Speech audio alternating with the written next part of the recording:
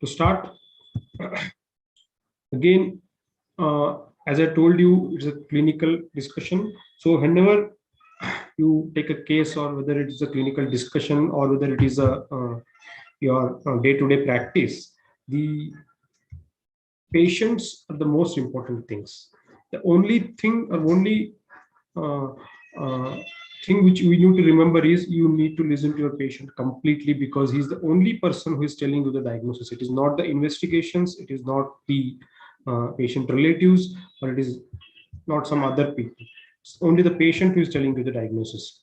So if we have to see the cardinal symptoms of any particular cardiac disease, it has to present with any of these or a mix of these 5 symptoms, like that they are present with a dyspnea or a chest pain or a syncope or palpitations.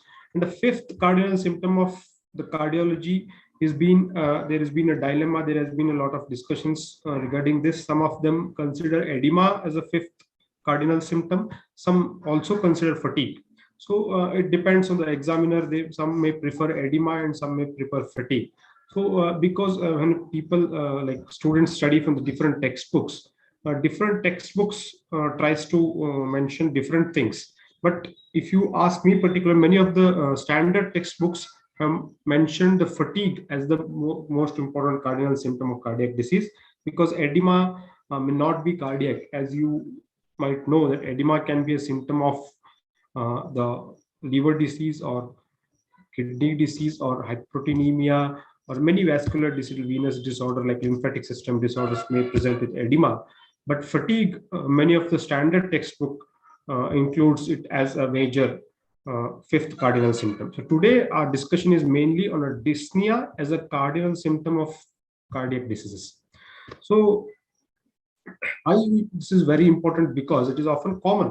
If you sit in an OPD, every 4th patient you see is usually a case of dyspnea. And the emergency, many of the PGs might know, like if you sit in an emergency, every alternate patient you might get dyspnea. So you need to know in and all out of dyspnea here. So mainly we will be discussing about the chronic dyspnea here. The acute dyspnea, the emergency aspect is dealt separately. The main concentration which I have focused here is the clinical case presentation, in which you people present a case of cardiac disease or a respiratory disease, what all you should mention in dyspnea and what all you should know. And I have tried to touch some of the controversial aspects and some of the newer aspects also. So everything which I have included in this slide has a meaning. Whenever I prepare a presentation, I don't like to include these kind of things like this is derived from Greek, this is Latin. But believe me, this is very important as far as dyspnea is concerned. You will be knowing it later. In this, dyspnea is derived from a Greek word in which dys means difficulty and noia means breathing. So it's often described by the patients as he's breathing shortly, like he's slightly short for the breath. And this dyspnea might be an indicator of either an inadequate ventilation, or even if he is ventilating properly, the oxygen in the circulating blood may be insufficient to carry out his activities. So many of us know that dyspnea is difficult and uncomfortable breathing. Believe me, it is very uncomfortable. Dyspnea, if you ask me, cannot make the patient neglect about this particular symptom, like how the patient cannot control pain. Any pain presents directly to the doctor. After the pain, the next impactful symptom is dyspnea. If patient or if any person develops dyspnea, this will definitely bring the patient towards the doctor, unlike the other symptoms where the patient might neglect. So many of the old examiners have got a tendency to ask the definition of dyspnea. The American Thoracic Society has given a standard definition. So this is a standard definition in which we have to remember, although it is difficult to remember, but before exams it is must. I try to give you the simpler variety of remembering this definition. So dyspnea, according to ATS, has been defined as a subjective experience of breathing discomfort that is comprised of qualitatively distinct sensations that vary in intensity. So when you read it at a full sentence, this might confuse you, like very difficult to remember. But when you divide it into proper parts, then it is very easy to understand. So dyspnea is a subjective thing. Dyspnea, it is very difficult to do an objectification of dyspnea. Like when the patient describes you, you definitely cannot understand how much the patient is suffering because of the dyspnea. And this is definitely a discomfort. This dyspnea is not a comfortable sensation. This is a discomfort of a breathing. And this is a qualitatively distinct from time to time. So if a patient has a dyspnea since many years, or if the patient has dyspnea daily, from the day to day, the quality of this discomfort sensation is different. It may vary from time to time, it may vary from day to day, and it may also vary in your intensity. Like some of the day he may have a very high dyspnea, like some of the days he is very comfortable, like he has a minimal dyspnea. So dyspnea is a subjective experience. It is very discomfortable or uncomfortable for the patient, and this is qualitatively distinct and vary in intensity. This is what we should remember. Why it is important? Again, a dyspnea is a predictor of quality of life. If the patient has dyspnea, the quality of life has been affected. It is very difficult for his day-to-day activities.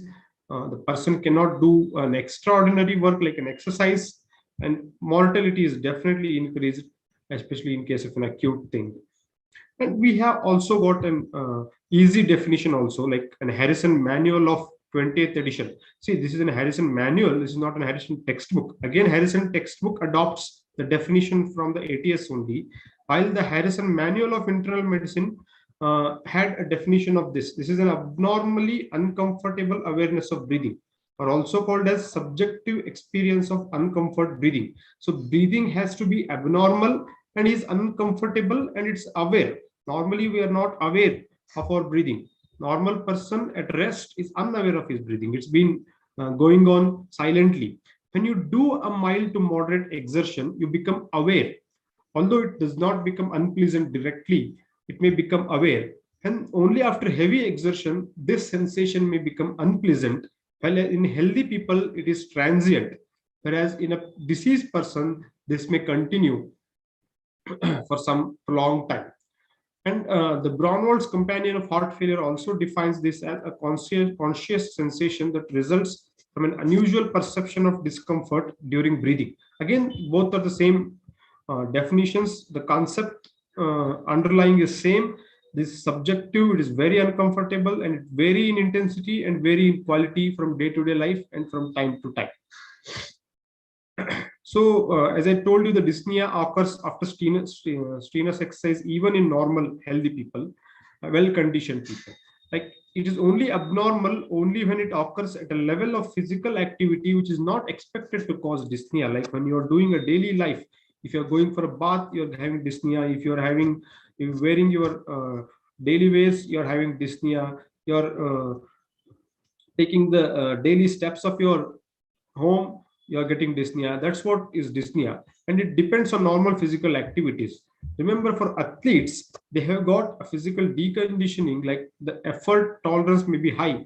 Like if an athlete comes and whenever he tells you the dyspnea, your suspect should be very high, because even on the athletes earlier I used to run for 3 rounds. Now I am not able to run 2 rounds.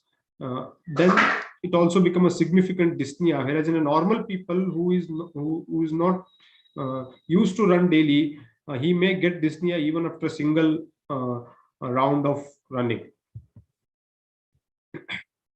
So as I told you, the experience in dyspnea is purely subjective.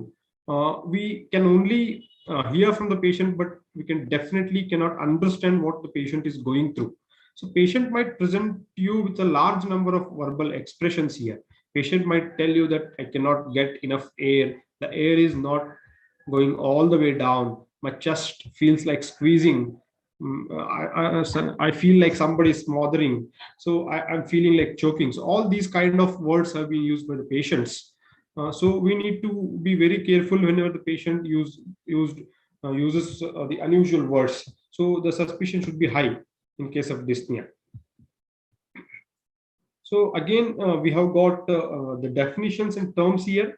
Remember, dyspnea is an uncomfortable breathing. Like dyspnea is sensed only by the patient.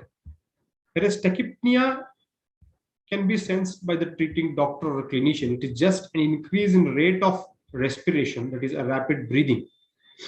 We know tachypnea and hyperapnea may seem similar, but there is a slight difference. Hyperapnea indeed is an increased ventilation due to increased metabolic demands. Like here, along with there may be an increase in the rate of respiration, but along with the rate, there is also an increase in the depth of the respiration. This is very, very important.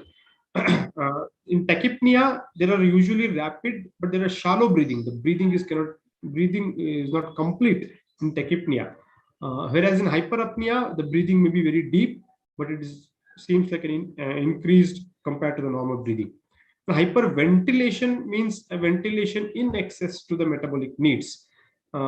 In hyperapnea, there are increased metabolic needs from the patient. Like if you have a thyrotoxicosis, if you've got a metabolic acidosis, all these can cause hyperapnea.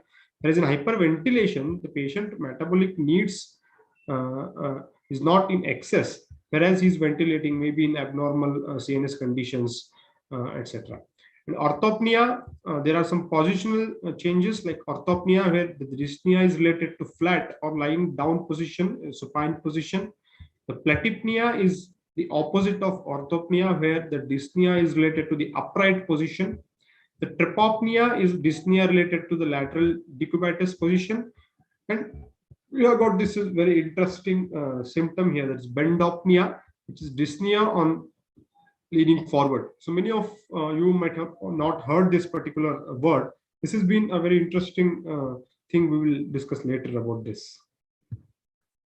So if you see the causes of dyspnea, the majority of the causes are either cardiac or pulmonary. So if you can exclude the cardiac or pulmonary as a cause of dyspnea, the next causes comes out to be the like anemia, extreme obesity, like neuromuscular and chest wall diseases. And there are some hysterical psychogenic dyspnea and malingering and physical deconditioning of the patient. So if you want the statistics, the majority 50 to 60% of patients presenting with dyspnea are from the cardiac or the pulmonary category. So the main thing of a student or a clinician is to differentiate between the dyspnea, whether it is originating from the cardiac diseases or the pulmonary diseases. So if you see the list of cardiac diseases causing dyspnea, there are left-sided failure is the most common cause of dyspnea, be it is a valvular heart disease, or it is an ischemic heart disease, or a cardiomyopathy, or a chronic hypertension leading to hypertensive heart disease leading to diastolic dysfunction, all these being considered as the most common cause, ultimately leading to left-sided heart failure. And apart from left-sided heart failure, even right-sided heart failure can also cause dyspnea. The pericardial diseases can cause dyspnea, and congenital heart disease, both the cyanotic congenital heart disease and the shunt lesions can also lead to chronic dyspnea. And as far as pulmonary causes are concerned, we have got an airway causes like the COPD, asthma, and we have got a parenchymal causes like the pneumonia. We have got a pulmonary vascular causes or the pulmonary interstitial causes, like we have got pulmonary artery hypertension, pulmonary embolism, we have got interstitial lung diseases, etc. And we have got pleural causes, like most commonly the pleural effusion, pneumothorax, all these can cause dyspnea. So I don't want to go through the mechanisms of dyspnea. Everybody of you might have read in the physiology sections how the breathing pattern takes place in the body, what are the afferents, what are the efferents, and what are the stimulus, what are the chemoreceptors, all these things. Ultimately, the reason for dyspnea is either an increased demand or a decreased supply.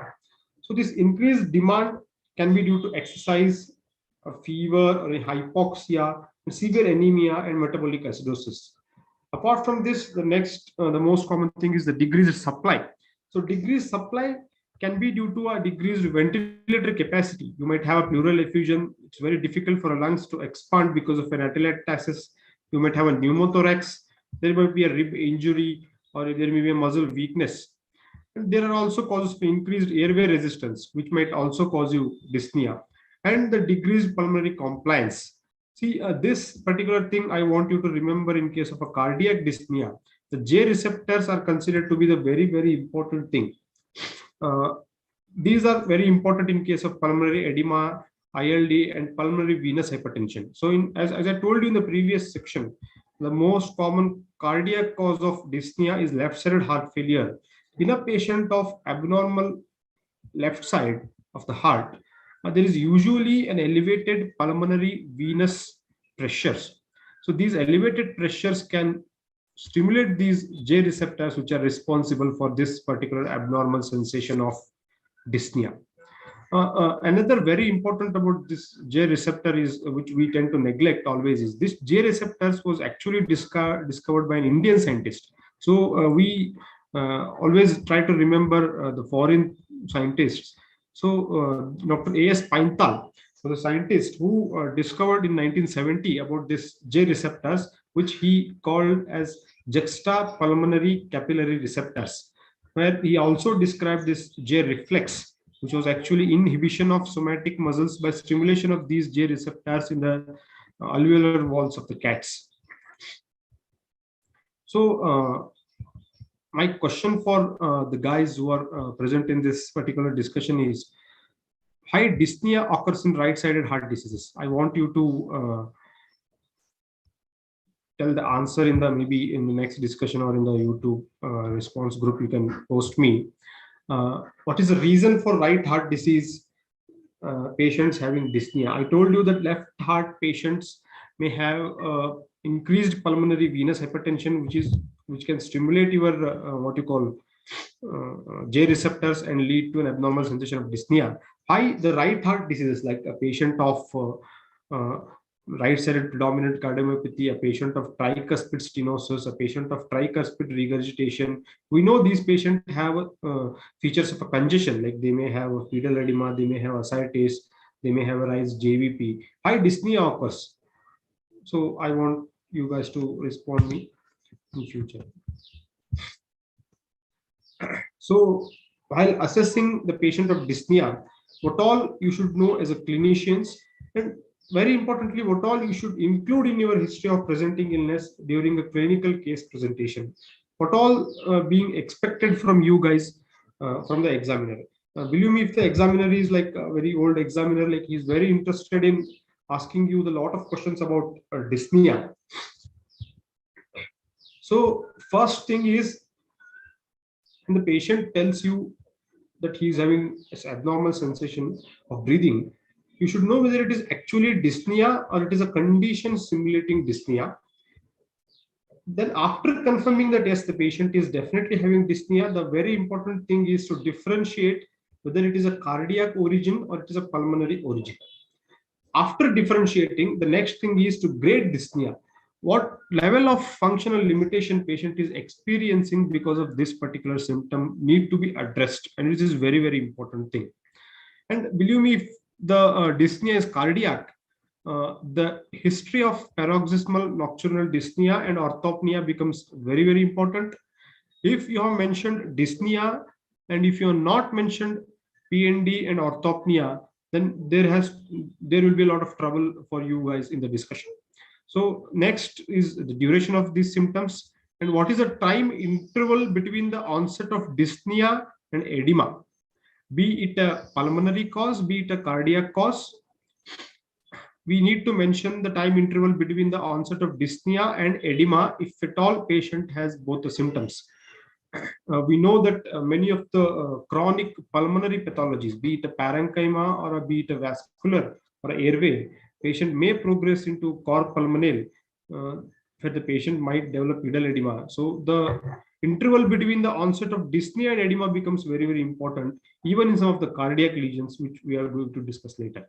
So then if at all patient is receiving drugs, what is the response to those drugs? Whether his dyspnea used to relieve completely, whether it used to relieve partially, how the patient was receiving those drugs, whether there were any over-the-counter drugs he was taking, whether are they prescribed, etc. And next comes always what are the associated symptoms? Is dyspnea associated with chest pain, syncope, palpitations, edema, and like wheezing, cough, etc. becomes important.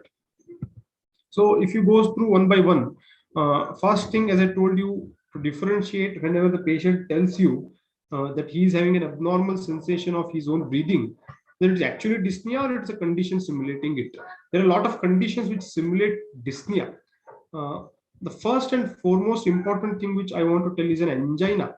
Many of the times, angina, dyspnea can be an angina equivalent, especially in case of a long-standing diabetic, where the patient might have a long-standing coronary artery disease. The patient may not tell you the angina in particular. Patient might describe this particular angina as an dyspnea. So whenever there is an exertional dyspnea, especially in a patient who is expected to have this, like patient is a chronic smoker, long-standing hypertension, diabetic, there is a dyslipidemia, and there is a typical pattern of this angina equivalence or dyspnea, like the patient, as soon as he exerts, there is a pain and it gets completely relieved after taking rest. You need to consider the dyspnea as an angina equivalent. And the crucible breathing, especially in the case of an metabolic acidosis, patient may have hyperapnea associated with tachypnea. Hysterical hyperventilation and malingering are very common in case of young people. This has to be suspected only after ruling out all the organic causes of dyspnea. Then rule out patient having fever, rule out patient having pregnancy, and septicemia in case of an acute setting may cause especially tachypnea. Patient may not complain with the dyspnea, but when you see the patient is breathing very rapidly because of his underlying septicemia. So coming to the next question is, if you confirm that yes, definitely is a dyspnea, the next thing is to differentiate whether it is a cardiac or respiratory. So we have some points to here which need to be mentioned in your history and which has to be asked to the patient to differentiate between these two. In dyspnea of pulmonary causes, there is usually a history of cough and definitely an expectoration associated with this, except in case of pleural effusion, where expectoration is very difficult or very minimal. Cough and expectoration history should be asked. And the predominant wheezing, along with the dyspnea, usually goes in favor of pulmonary cause, but not always. Even the patients of cardiac asthma can also have a wheezing associated with dyspnea. But in a majority of the people, especially in those who are having a seasonal variation, and especially in patient where the dyspnea is not related to the exertion, like a patient is having early morning wheezing and dyspnea and cough, may goes in favor of either bronchial asthma or pulmonary eosinophilia, etc. And if the patient has fever, it goes usually in favor of pulmonary cause. You have to rule out although infective endocarditis in this. And in this pleurite type of chest pain, the sharp shooting chest pain, which occurs with the deep breath, usually goes in favor of pulmonary cause and associated loss of weight, seasonal variation, etc. And in the causes of dyspnea in pulmonary section, all the things progressively goes over many years. Whereas in cardiac, progression is usually very rapid, like within 1 to 2 years, the patient progresses. And as I told you, the response to the treatment is very, very important here.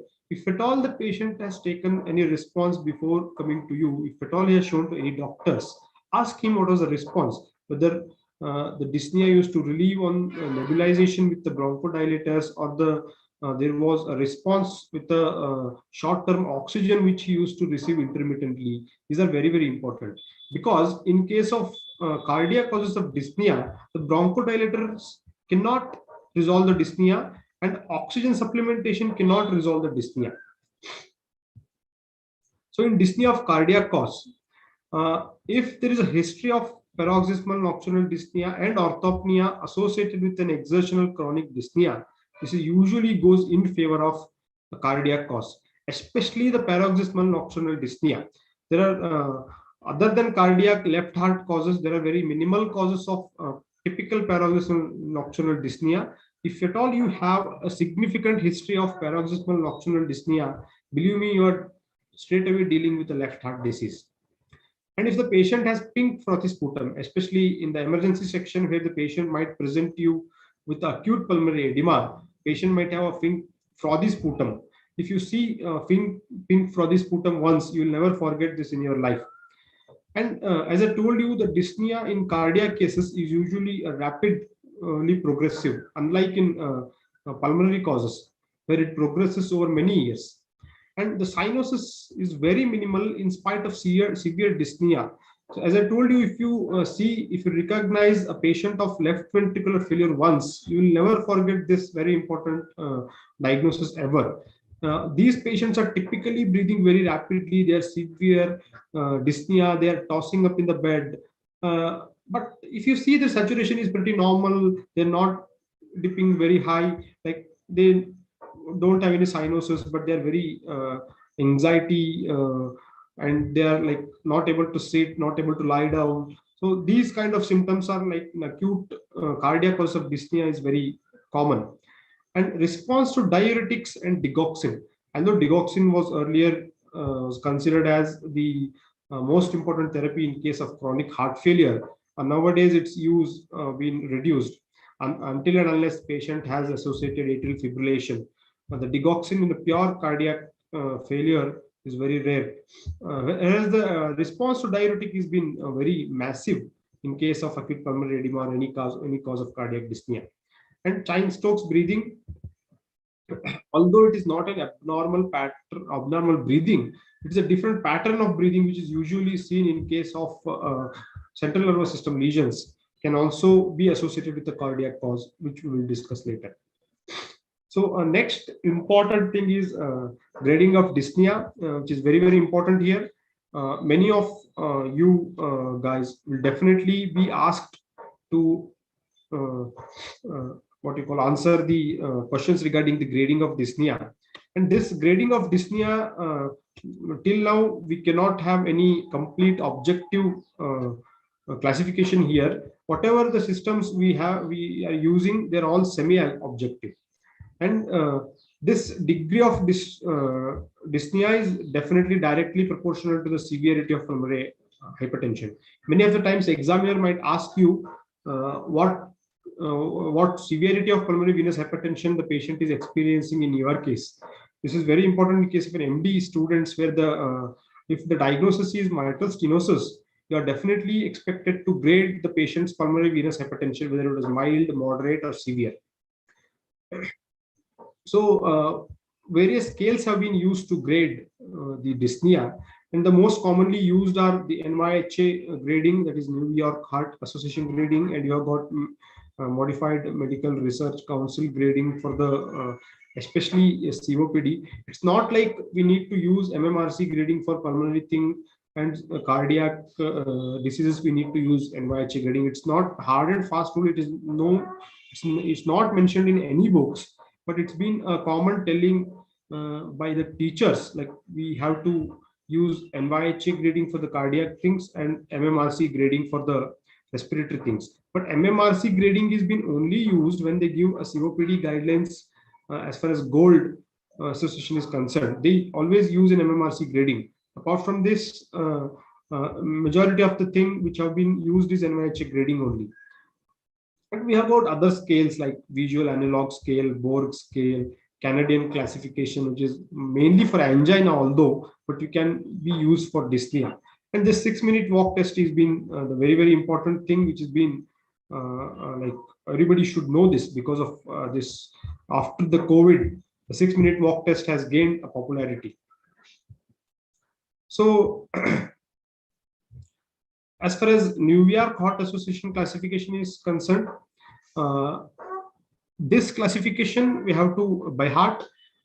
Any physician, cardiologist, or the MBBS student going for a medicine exam is 100% expected to know this classification. You cannot commit a mistake while saying the NYHA classification. So, what you should know is the ordinary activity. Please remember the word ordinary activity. If the patient does not have any symptoms with the ordinary activity, he is class 1. If the patient has mild symptoms with the ordinary activity, he is class 2. If the patient has moderate symptoms with the ordinary activity, he is class 3. If the patient is symptomatic even with a less than normal ordinary activity, then the patient becomes NYHA class 4. In my MD final year exam, this particular question was asked. You definitely cannot guess what kind of patient, what kind of questions are coming to you in exam by the examiner. The examiner was very senior. Uh, he uh, he asked me to describe the NYHA classification. The next question he asked me was whether NYHA is a class or a grade. Many of us tend to confuse, especially in the midst of an exam, where we have a lot of things going on in your mind, especially during the time of case presentation. When the examiner asks these things suddenly, we might get confused. So please remember, this is class. We have to write this as a class, because when the original classification was given, the terminology used was class. It was not the grade. If you go through the Google, or if you go through some textbooks, they may mention the word NYHA grade 1, grade 2, grade 3. This is definitely wrong. You have to use the terminology called class only. Some of the senior examiners are interested in asking what are the limitations of this classification. High NYHA is not a perfect scale, because it is definitely subjective. When you use the words an ordinary activity, the ordinary activity depends from person to person, and definitely this cannot be reliable in children. You cannot assess this dyspnea scale using NYHA. It is very difficult in children. In adults you can use. In children it's questionable efficacy. We have got a different set of dyspnea scales for the children. Well, the most commonly used was Perloff's scaling, which is usually used by pediatricians to grade dyspnea in the children, depending on the level of their activity. And the reproducibility is very poor in case of NYHA classification. Like, if two different doctors or two different physicians take the history from the same patient, they may not opine the same classification of dyspnea in the same patient. Especially between the class 2 and class 3, the reproducibility is very low. So this question was also asked in the NEET. This question was also asked in the NEET SS. So this is very important. The poor reproducibility of NYHA is between class 2 and class 3. This is very, very important. And this NYHA classification, when they give it originally, this does not involve PND, this does not involve orthopnea, and this does not involve dyspnea. So there is a tendency that if you ask the patient whether do you get dyspnea on doing a routine activity, the patient might tells you no. Like, if then the patient becomes a class 1. But if you ask a history of PND, the patient might tell positive response for the PND. So this is very, very important. The NYHA classification does not involve PND and orthopnea, but in the recent years there has been a consensus, like if at all you are describing the patient is having PND, automatically the NYHA classification become class 3, and if the patient has orthopnea, the NYHA classification become class 4. You cannot tell the patient is having NYHA grade 1, grade 2, and also patient is having PND. This is definitely wrong. If the patient is having PND, the patient automatically jumps to NYHA class 3. This is very, very important. Again, this has been a favorite question of all the examiners, especially for the MD candidates. PND is included in which NYHA classification? PND is included in NYHA class 3. And another limitation of this NYHA classification is it does not assess the involvement beyond the ordinary activity. As I told you, it's very difficult to judge in case of athletes or chronic heavy workers. So if you ask me, in spite of all these limitations, why we have been forcing through this NYHA classification, why everybody mentions NYHA classification, why we have been asked so many questions on NYHA classification, is because this is a strong and independent predictor of mortality in all the clinical trials which have been used till now. If you see the maximum trials done on the heart failure, all the studies have included this as a most important prognostic marker, and this has been the inclusion and exclusion criteria for many of the clinical trials till now. And this NYHA classification is also an outcome measure. And believe me, if we sit in an OPD and we encounter a patient with heart failure and we are following up the patient of this heart failure or valvular heart disease patient, the only first thing which we are important is what is the NYHA class. And the first thing we usually ask when this patient comes for the next follow-up is also NYHA class, whether is there any improvement in his NYHA class or not. And again, NYHA classification is definitely important in deciding some treatments like the CRT. Many of you know like CRT is a cardiac resynchronization therapy and the spironolactone. So if you don't know here, like you may be studying when you enter medicine or like cardiology. In heart failure, the indication of spironolactone is only in class 3 and 4. So this spironolactone is a one drug which prevents mortality in heart failure. This result has been shown only in class 3 and class 4. Class 1 and class 2 are not indicated to receive the spironolactone. Another indication which I mentioned here is CRT. It is cardiac resynchronization therapy, where it is being used in patients of heart failure with reduced ejection fraction of less than 35 who are not controlled on the optimal medical therapy. Like if the patient has a severe low ejection fraction is 30%, and you have put the patient on optimal medical therapy, there is definitely a definition for this optimal medical therapy. So in spite of 3 months treatment of this optimal therapy, the patient is still has not regressed his NYHA. He's still in NYHA class 2 and class 3, along with some deciding factors in the ECG, that is QRS pattern and QRS duration, which decides the CRT.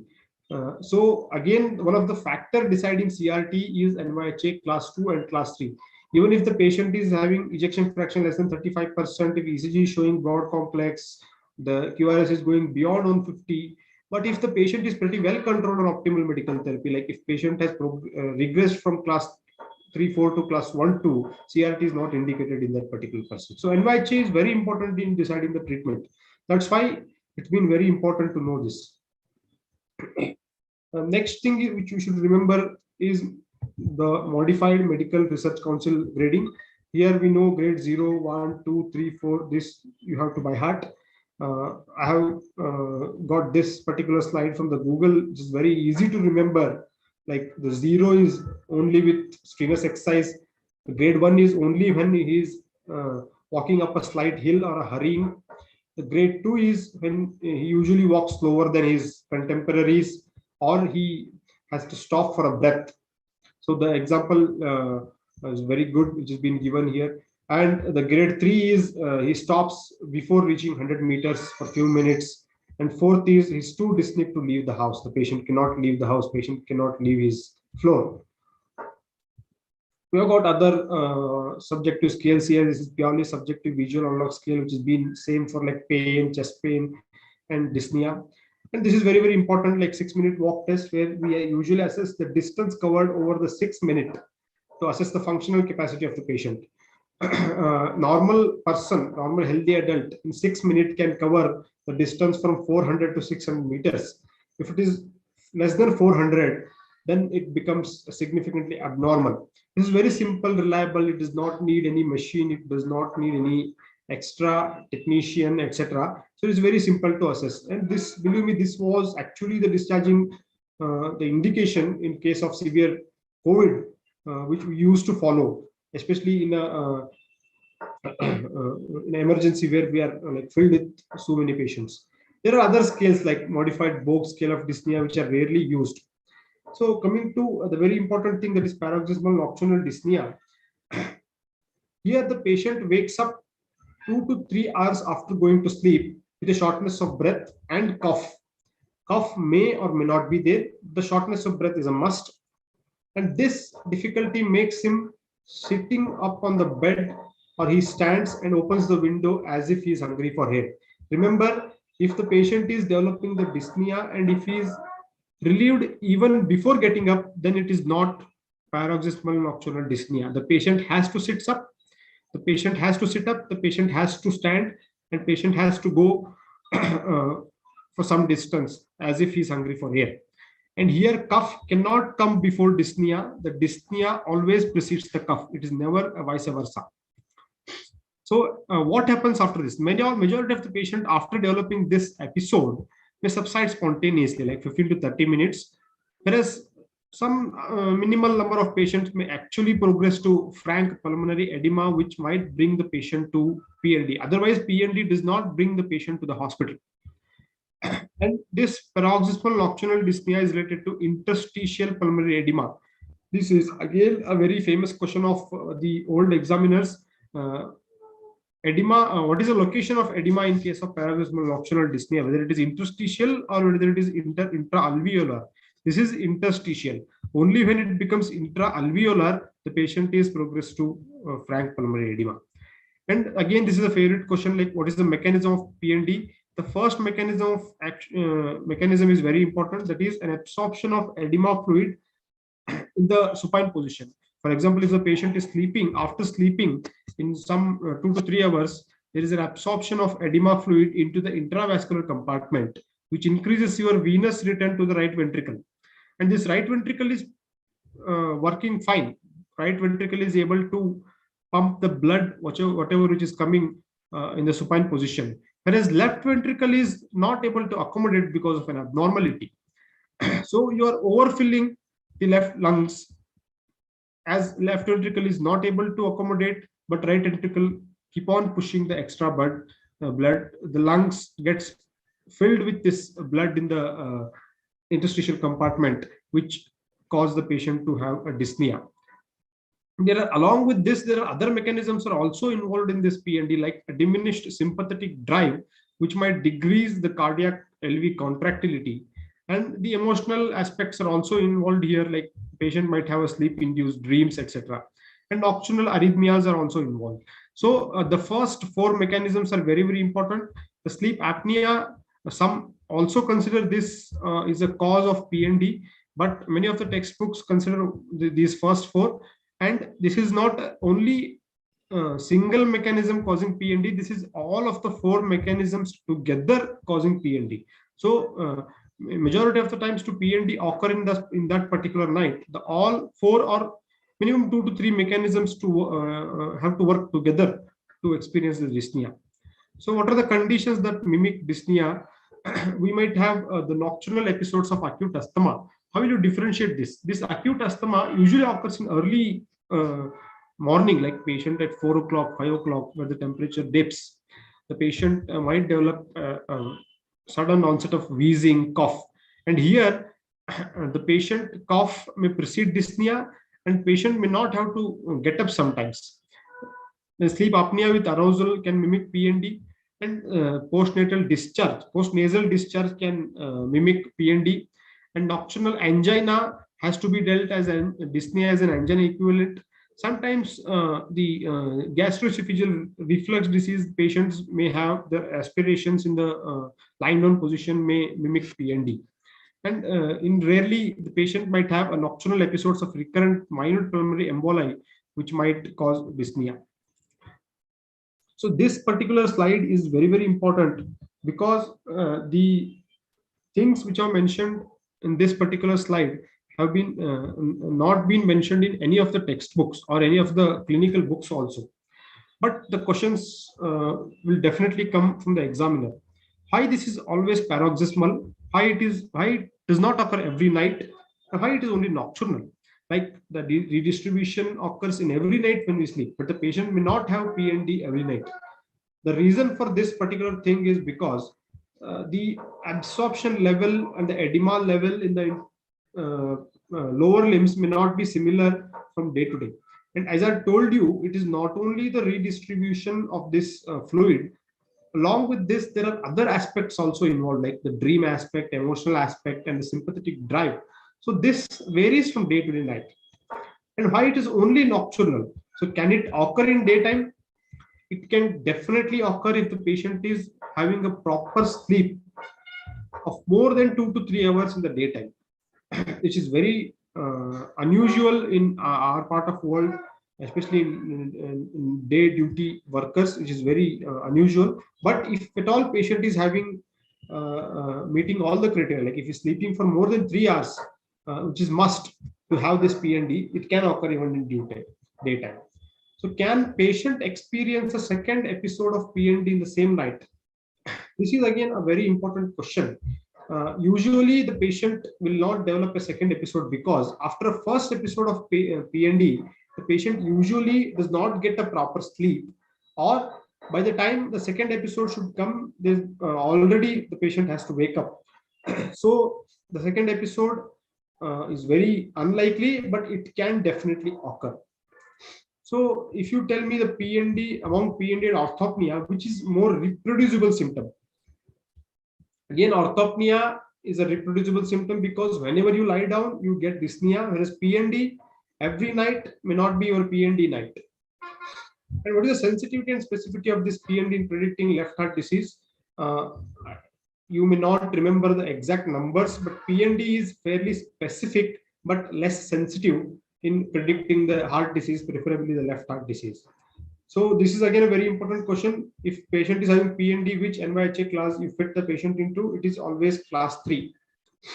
And orthopnea, we know that is increasing dyspnea in supine posture and this relief of this dyspnea by sitting upright position. And this is related to increased venous return, which occurs due to fast redistribution. As soon as the patient lies down, all the fluid which is there in the lower limbs or flanking circulation moves to the right heart and lungs get congested. And there are other causes of this orthopnea also apart from the left ventricular failure, which is being the most common cause. COPD patients may complain you orthopnea, especially in time of their acute exacerbation. Massive ascites due to pushing of diaphragm can have orthopnea. And very important, bilateral diaphragmatic paralysis, which I think I have seen 2 patients of bilateral diaphragmatic paralysis secondary to mediastinal mass presenting as orthopnea. Although it is rare, but bilateral diaphragmatic paralysis should be suspected when you don't have any cardiac or respiratory cause for orthopnea. And have a habit of finding out how many pillows he used to keep under the bed to avoid dyspnea. This is again important because we have a very important trial, escape trial, which has been published, I think, in 2009 in JAMA, which the study was done to assess the importance of pulmonary wedge capillary pressure measurement in the outcome of chronic heart failure. Like, since the pulmonary capillary wedge pressure measurement is an invasive investigation, do we have to go through this PCWP in every chronic heart failure patient, especially in the time of their hospital admission? In this particular study, it was found out that orthopnea requiring more than 2 pillows predicted the pulmonary wedge capillary pressure of more than 30 mmHg. And among all the symptoms which we discussed secondary to the left heart failure, the orthopnea was the only feature in the history which predicted the pulmonary venous pressure and which was also statistically significant in this particular study. So this might come you as a multiple choice question. So if you actually want to go through this difference between paroxysmal nocturnal dyspnea and orthopnea, I think I have covered all the things here. Next important is what is the duration and onset of dyspnea.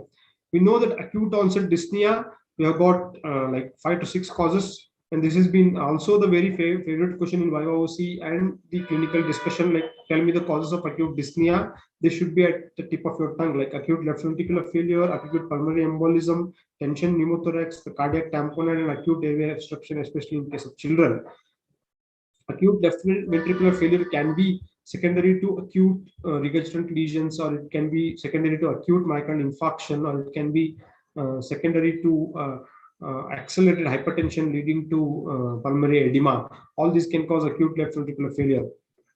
But in case of chronic dyspnea, remember, if the duration of dyspnea is longer than 5 years, particularly supported by PND, mitral stenosis becomes first and the most likely diagnosis here. In other valvular heart disease or in other diseases, like as I told you, that ischemic heart disease, hypertensive heart disease, the patient do not survive if the dyspnea is of longer than 3 years duration, especially in case of aortic valve disease.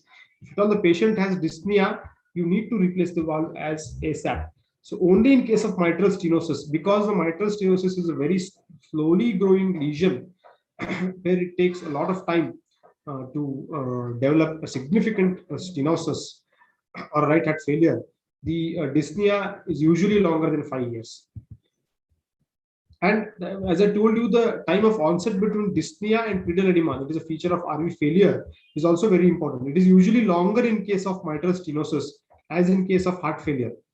And in MS, the reason which you really want to know, in mitral stenosis, as I told you, this is a very slowly developing lesion. The RV fails only under a very high pressure of pulmonary artery, and this is usually occurs in a very late period. Whereas in other lesions like in aortic valve disease or ischemic heart disease, the pulmonary venous and arterial pressures are suddenly elevated. Here, the right ventricular had time. There is a right ventricular hypertrophy, which has been a very important thing in assessing the mitral stenosis. In other valvular lesions or ischemic heart disease, there is no time for right ventricle to develop hypertrophy. So it fails suddenly. So the duration between the onset of dyspnea and the onset of pulmonary edema is very low in case of other causes of dyspnea in cardiac causes, whereas in mitral stenosis it is definitely large. If somebody asks you, can you differentiate the type of dyspnea in diastolic heart failure in systolic heart failure? Can you differentiate this? Again, if you ask me, it is very difficult to dyspnea. Well, while I was going through the literature, I found out some things, so I thought to include in this. This is definitely an arbitrary thing, and this is definitely a highly observational by only some cardiologists or senior physicians. But no studies have been done this, so you cannot tell this in exams. But if at all some people want to know or some people asks you, you can tell this. If for the same amount of stress or work, the person with systolic dysfunction behave differently with the diastolic dysfunction. However, both will complete the activity. The onset and perception of dyspnea is slightly different in case of diastolic dysfunction. So in diastolic dysfunction, it is usually delayed dyspnea, like the patient manifests after the exertion is completed. Please remember this. In case of diastolic dysfunction, like hypertensive heart disease, where the dyspnea is very common, which is usually due to diastolic dysfunction, the dyspnea occurs after the activity has been completed. And here it is more of a struggle to handle the venous return rather than the pump failure. And typically it has a prolonged recovery time. In case of systolic dysfunction, the patient usually recovers as soon as he rests. Whereas in diastolic dysfunction, it usually takes more than 2 minutes. And in case of, if you ask me, which is more harmful for the whether it is diastolic dysfunction or systolic dysfunction, it is definitely the diastolic dysfunction is less harmful in terms of longevity.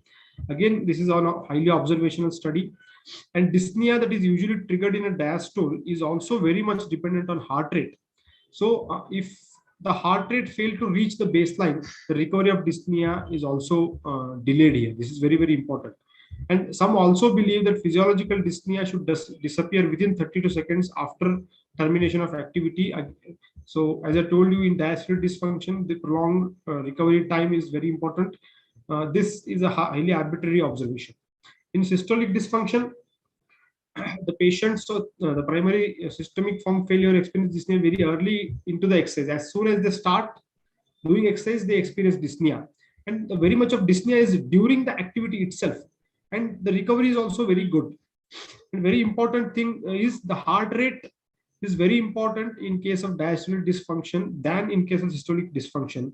That's why the beta blockers have been regarded as a drug of choice in case of diastolic dysfunction. They actually reduce the patient's dyspnea when you try, especially in a patients of hypertensive heart disease. If the patient is presenting with dyspnea and on echo, if you see diastolic dysfunction, the diuretics may not relieve the dyspnea, the other things may not relieve dyspnea, but the beta blockers are definitely going to relieve this dyspnea. And also the case is similar in case of hypertrophic obstructive cardiomyopathy, where beta blockers relieve dyspnea very promptly.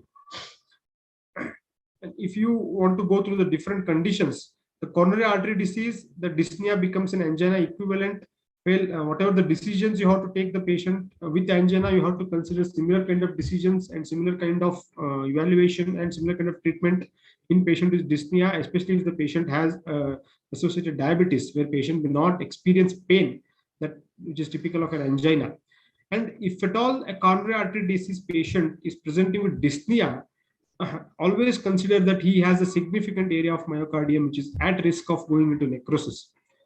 And dyspnea in MI usually suggests left ventricular failure and usually loss of 25% or more myocardium, which might end up in having EF less than 40%. The only thing which you don't want our acute coronary syndrome patient having going through is EF becoming less than 40% even after 40 days of their going into PTCA. So this dyspnea is very, very important in assessing the prognosis also.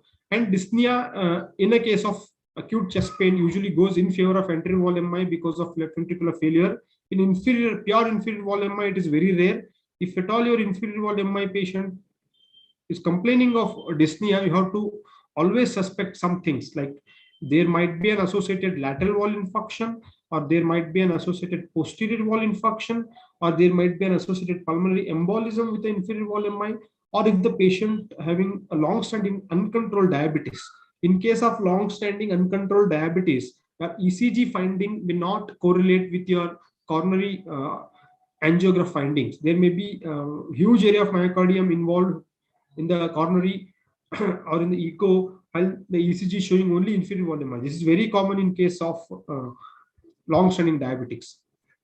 And as far as valvular disease is concerned, to differentiate between the mitral stenosis, aortic stenosis, and the regurgitant lesion of two valves, we need to know some points. So this is been applicable only in single valvular lesion.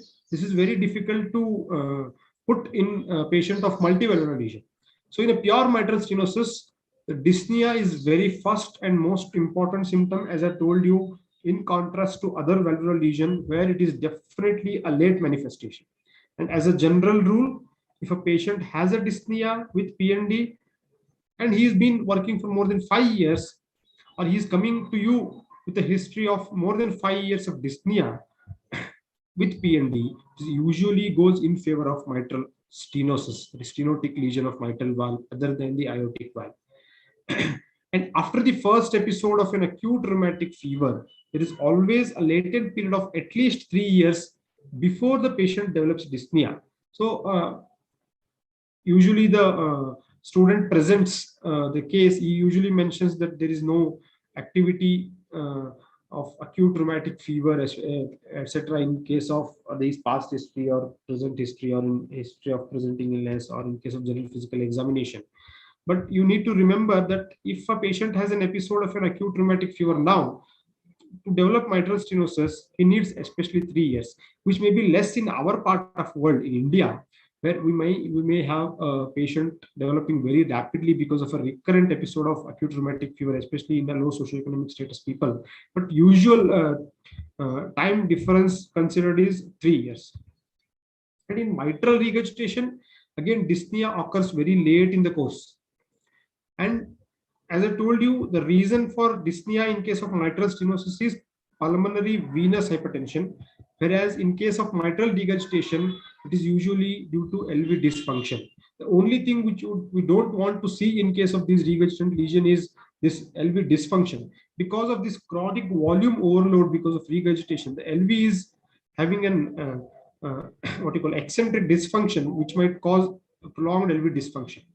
If at all the dyspnea is very rapidly progressive in MR, you need to have some things in mind. You might have a caudal rupture, which is very common in case of an acute myocardial infarction presenting in acute MR. But the dyspnea is very severe, patient may end up in acute LVF. And whenever a patient of chronic mitral regurgitation presents to you with an acute increase in dyspnea, you always have to rule out the acute on chronic etiology, that is the recurrence of rheumatic activity. This has been very unaddressed issue even by the postgraduates while doing the ward work. Many of the patients with the chronic mitral regurgitation comes to you with the increase in dyspnea. So we tend to neglect this recurrence of a rheumatic activity.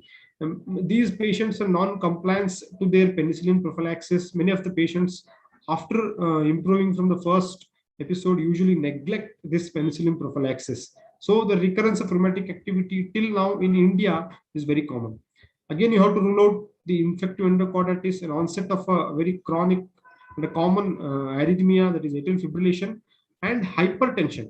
An uncontrolled hypertension in case of mild mitral regurgitation may also cause a dyspnea. Please remember, whenever a patient has a mild regurgitation on echo or whatever the thing which you have seen, but the patient is having dyspnea and you cannot find out other causes, always rule out an uncontrolled hypertension, which is also similar in case of aortic regurgitation.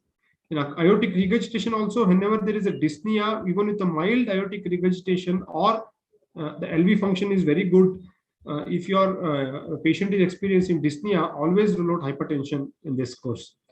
Whereas aortic stenosis, in case of aortic stenosis, again the numbers are very, very important.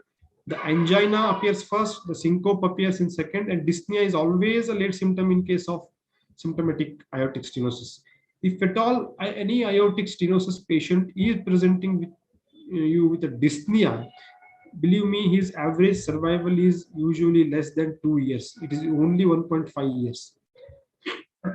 So, but if you see a patient having echo, very mild MS, but patient is complaining of dyspnea, you need to rule out the other disease like an coexistent mitral valve disease, which is very, very common, especially in case of rheumatic aortic stenosis. And always rule out an associated coronary artery disease, especially in case of an old people. Like you may have a calcific aortic stenosis, especially in 70 or 80-year-old, where you may see the gradient which is very low. Whereas if you see the patient, he's having significant dyspnea, you need to always rule out an underlying coronary or an underlying pulmonary disorder. So when I told you about the mitral regurgitation and aortic regurgitation, I told you that you always rule out an uncontrolled hypertension in a patient of unexplained dyspnea in case of mild valvular lesion. Whereas in mild AS, I have not mentioned hypertension as the cause because the aortic stenosis patient cannot have a very high blood pressure. The systolic blood pressure cannot go above 150 in case of aortic stenosis. This is a rule, especially in case of an isolated aortic stenosis without aortic regurgitation. It is very difficult for their systolic to shoot beyond 150. And this has been a very favorite question of, again, the old examiners, especially for MD students. They have also given the terminology. This is also called as systolic decapitation in case of aortic stenosis. Very important thing to remember. As I told you, the Bendopnia has been very interesting because this has been the latest included symptom in our medicine world. The latest included in 2014 by Jennifer Thibodeau. She was an internal medicine specialist in the California University, who was also awarded the youngest author investigator by the JAMA Internal Medicine in the year of 2015 for this particular symptom, where she discovered this symptom and labeled the symptom as Bendopnia. As the name suggests, the dyspnea on bending forward. This occurs while bending forward to typically while the patient ties his lace of the shoes. Here, the dyspnea usually occurs within 30 seconds, but it can occur as early as within 8 seconds of bending forward. This is because of an already high pressure, high filling pressures of the left ventricle. This is very common. And this is another very important thing is it is a feature of advanced heart failure. I forgot to mention another feature of an advanced heart failure clinically is an orthopnea. So along with orthopnea, if the patient has Bendopnia, you need to be very careful because you're going to face a very adverse clinical outcome with your patient. So you need to be very careful whenever the patient tells you or whenever you see your family member, etc. You need to be address the issue very strongly here.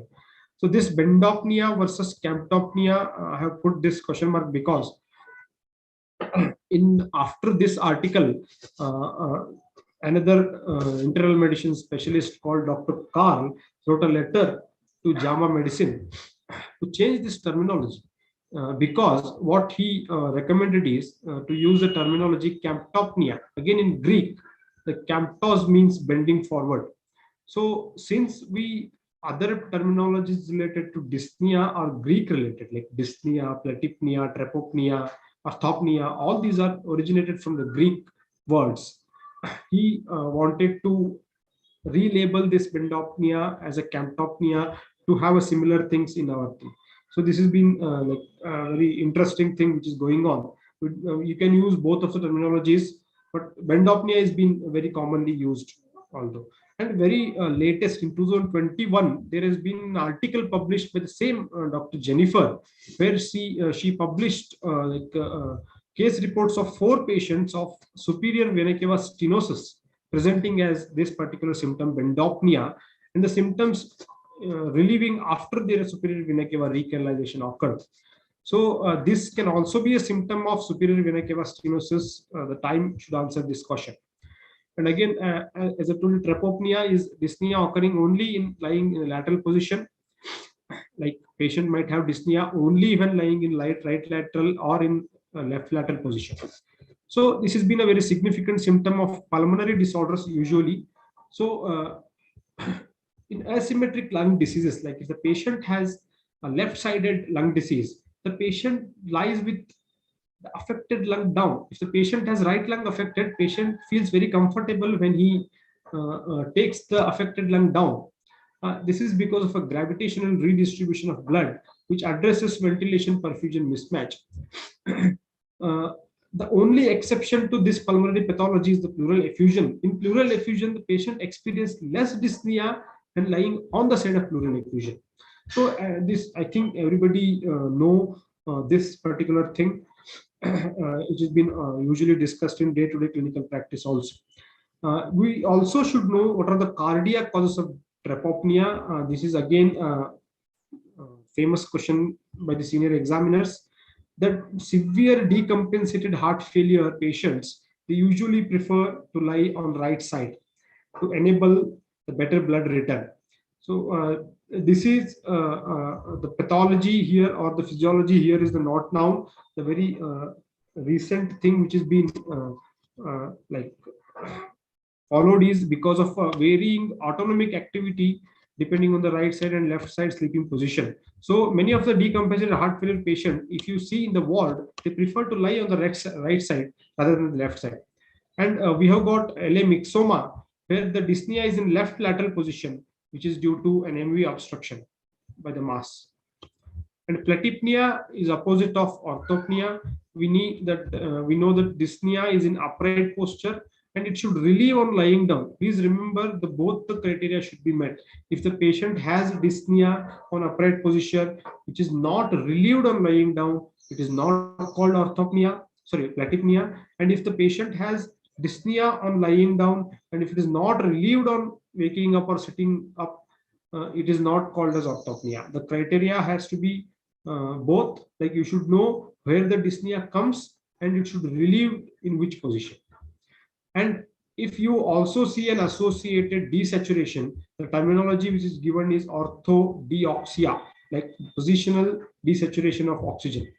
So it can occur in these 3 conditions. I think if you go through the literature, any patient to develop platypnea, you need to have 2 things. One is an anatomical abnormality, another one is a functional abnormality.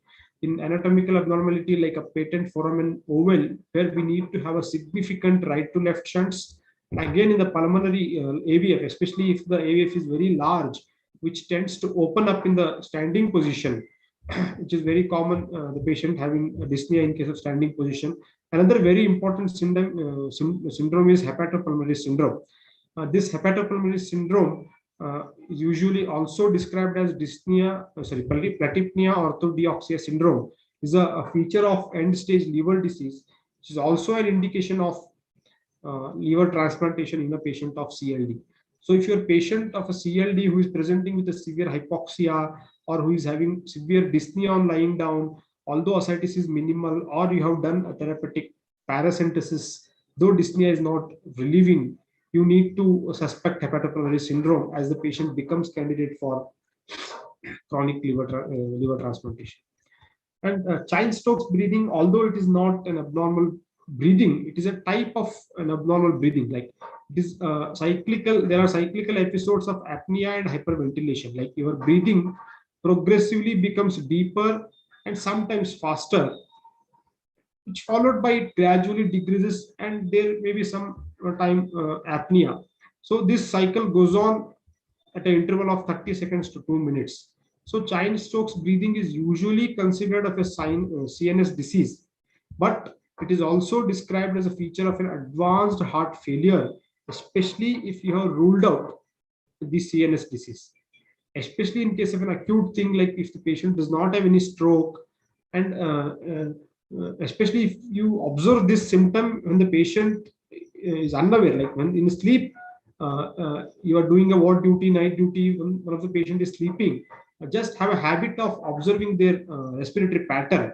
You can once you see Chine-Stokes breathing, I think you will never forget the way it goes, the way it tends to go into apnea and hyperapnea. And in case of an advanced heart failure, this is also suggests or predicts the increased mortality of the patients. So, as I told you, the advanced heart failure, the three clinical things are orthopnea, the Bendopnia, and Chine-Stokes breathing. So this question was asked in NEET, I think 2019, while I was going through. Which of these was not a feature of advanced heart failure? The options given were the orthopnea, Bendopnia, Chine-Stokes breathing, and PND.